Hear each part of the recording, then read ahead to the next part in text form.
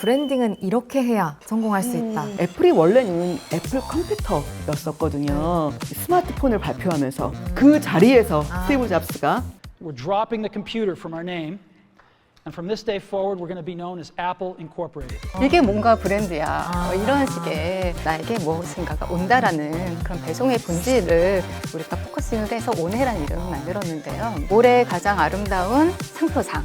그 이름은 제가 만들었어야 됩니다. 너무 아쉽습니다. 그 이름을 제가 만들지 않은 것이.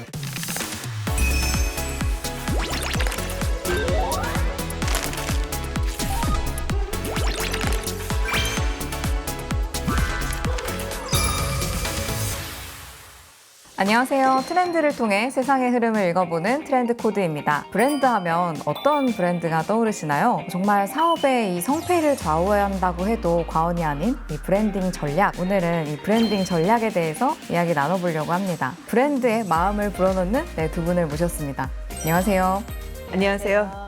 저는 CJ 대한통운에서 온해 더풀필과 같은 서비스 브랜드를 만들고요. 물류 브랜딩을 통해서 물류의 새로운 가치를 알리는 작업을 하고 있는 조민선입니다. 글로벌 브랜딩 그룹 인터브랜드에서 브랜드 버벌리스트로 일하고 있는 민은정이라고 합니다. 버벌이라는 게 언어의라는 뜻이잖아요. 네. 그러니까 말씀 그대로 브랜드를 구성하는 많은 요소들 중에서 특히 언어적인 요소들을 개발하는 사람이고요. CJ그룹의 리브뉴, 평창 동계올림픽의 패션 커넥티드, 코나, 셀토스 등등 네, 이런 브랜드들을 개발해 왔습니다. 요즘 어떤 브랜드에 좀 꽂혀 계시는지 궁금한데요. 저는 요즘 관심 있게 보는 브랜드는 KBO의 야구, 어떤 그 즐거움, 성장이라는 가치를 좀 더 굉장히 폭 넓게 확장하고 있는 그 야구의 브랜딩이 굉장히 즐겁고, 또 한 가지 사람들이 직접 참여할 수 있게끔 여러 가지 이런 응원가라던가 그런 컨텐츠를 만들어가는 것, 이 부분이 저는 흥미롭게 보고 있습니다. 확실히 요즘 브랜드들은 정말 하나에 머물러 있지 않고 계속 발전하고 살아 움직이는 걸 많이 관찰할 수 있는 것 같습니다. 네. 또 이런 말씀을 하시니까 우리 CJ 대한통운의 네. 온해 떠오르는데요. 저희가 2023년에 온해라는 브랜드를 만들었는데요. 처음에는 뭐 스마트 배송, 뭐 똑똑, 띵똥 뭐 이런 식의 좀 친근한 아이디어도 나왔었는데, 결론적으로는 저희 CJ그룹의 올리원, 저희 철학이죠. 경영처럼 올리원이 좀 숨겨져 있고, 소비자의 관점에서 우리가 한번 바라보자. 고객의 관점에서 나에게 무엇인가가 온다라는 그런 배송의 본질을 우리가 포커싱을 해서 온해라는 이름을 만들었는데요. 그런데 이게 단순히 물건만이 오는 게 아니라 내가 그 주문한 제품들을 기다리고 있는 그런 설레이는 감정, 그리고 즐거움, 이런 것까지도 포함을 하고 있고요. 초반에는 저희가 영문 로고만 있었어요. 전 세대를 아우르는 소통을 하기 위해서 국문 로고도 만들었거든요. 그래서 작년에는 한글날에 올해 가장 아름다운 상표상을 받기도 했습니다. 민은정님께서는 이 온해라는 이 브랜드 네임에 대해서는 또 브랜드 버벌리스트로서 좀 어떻게 보고 계신가요? 그 이름은 제가 만들었어야 됩니다. 너무 아쉽습니다. 그 이름을 제가 만들지 않은 것이. 사실 그 네이밍을 하면서 진짜 어려운 것이, 쉬운 이름은 너무 뻔하고요. 네. 어려운 이름은 아무도 안 좋아하기 때문에 네. 그게 정말 어려워요. 그 균형을 맞추는 게. 그래서 저도 네이밍을 할 때 쉬운 단어를 낯설게 보자, 새롭게 보자, 이런 시도를 굉장히 많이 하는데, 그 원을 이렇게 분절해서 보면 내가 숨어 있다라는 거를 왜 발견을 못했을까? 라는 생각을 하면서 너무 좋은 이름이라고 생각합니다. 저희가 온해 브랜드는 한 2년 동안 준비를 했어요. 그만큼 이 이름을 만드는 것 자체, 뽑아내는 것 자체가 참 쉽지 않더라고요. 처음에 딱 공개됐을 때 이름이 너무 쉽잖아요. 네. 그러다 보니까 어떤 분들은 당황하시는 거예요. 이게 뭔가 브랜드야. 이런 식의. 근데 워낙에 이게 확장성이 좋고 맞아요. 예. 기억하기 쉬워서 저희가 첫 번째 했던 거는 살다 보니 이런 날이 오네. 판매사에게는 주문이 밀려오네. 이런 식으로 해서 좀 말맛을 굉장히 많이 살렸었어요. 네. 새삼 진짜 이름의 중요성에 대해서 좀 생각을 해보게 되는데요.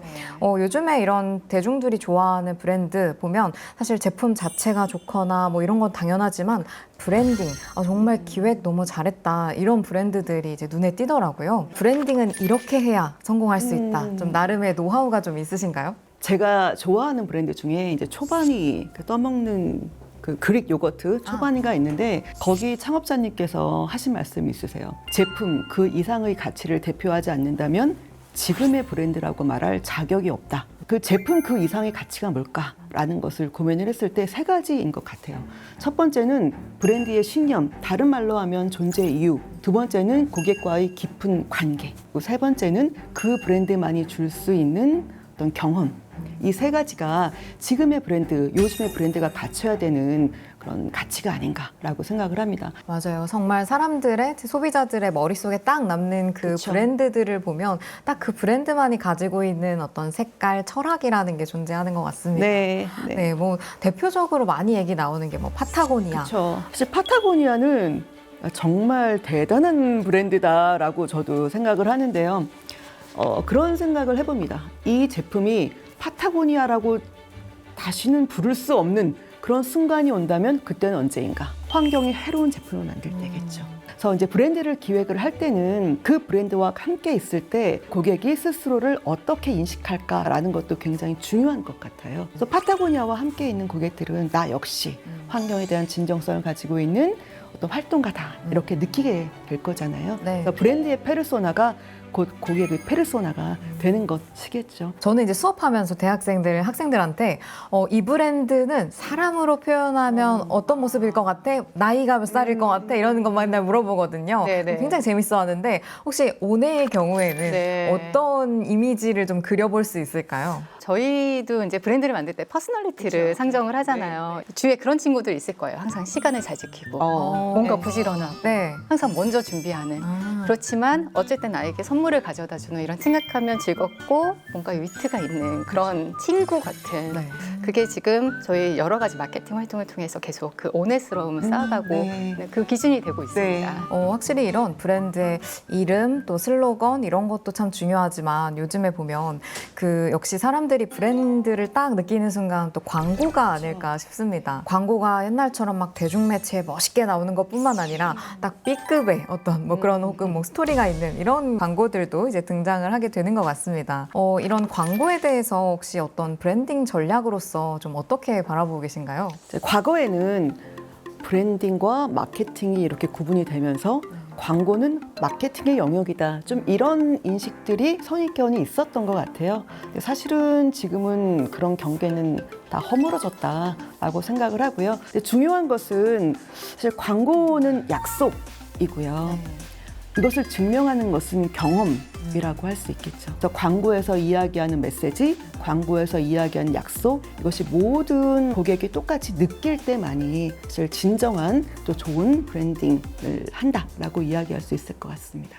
보셨는지는 모르겠지만 저희 광고가 굉장히 위트가 있고요. 네. 그리고 시각적으로도 굉장히 다채롭고 좀 재미있는 여러 사람들이 등장하는 그런 광고들을 만들고 있어요. 근데 그 이유는 배송 서비스는 정말 전 국민이 사용하는 그런 서비스잖아요. 그래서 우리의 정말 다양한 일상의 모습들이 있을 것 같은데 그 일상의 모습들을 저희가 다 이제 보여주고자 가급적이면 보여주고자 했고 그리고 배송을 받았을 때 그 즐거운 경험들 네. 그 순간순간들을 좀 표현을 하고자 했었어요. 그래서 너무 무겁지 않은 네. 위트 있고 네. 유쾌한 그런 톤으로 좀 풀어내고 있습니다. 사실 CJ 대한통운이라고 하면 정말 오래된 회사이고 누구나 다 아는 회사인데 사실 이렇게 뭔가 새로 브랜딩을 한다라고 하는 것들이 그렇게 또 쉽지만은 않은 일일 것 같습니다. 기업의 입장에서 왜 이런 비용과 시간과 뭔가 리스크가 있을 수도 있는 네. 이런 일들을 도모하는 것일까요? 과거의 세계관에서 미래의 세계관으로 전환한다라고